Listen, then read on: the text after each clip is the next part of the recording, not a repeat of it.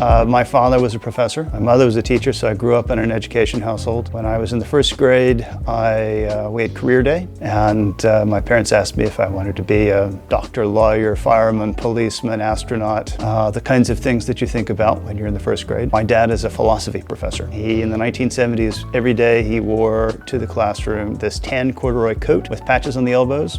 It was always covered in chalk dust, and I had a little miniature version that came from the thrift store, exactly the same color corduroy coat. And I thought that was what philosophy professors wore for their uniform. I recall my very first semester on campus. I was walking through Building 1 down the corridor that goes by the provost's office, and the door to the conference room was open, and I just walked by and I heard somebody call out my name. So I turned back and I looked in the door, and there's the provost, Mark Workman, who was the provost at the time, and they're having lunch, he and the dean of the College of Arts and Sciences, and they made me come in and sit down and have lunch with them, just to chat. I thought, what kind of a place is this? A lot of schools you wouldn't have that kind of contact with senior administrators. But in terms of my values, that really gave me the sense that this was a place where initiative and a vision for doing something would be supported by every level of the university. And I found that to be true. One of the things that's kept me here and kept me really happy. I'm just tremendously excited about the way the president's initiatives align with my own thinking. President LeMayhem has been talking at UNF about the importance of experiential learning, and that has been my mantra my entire career. In fact, it's what drew me into honors to begin with. It was then that I formed the idea that I might, at some point, if I was lucky enough to have a long career at UNF, do just what they did. Take a turn out of the classroom in some administrative office that helps to support the mission of the university. And I felt that way because I really admired the people who did that.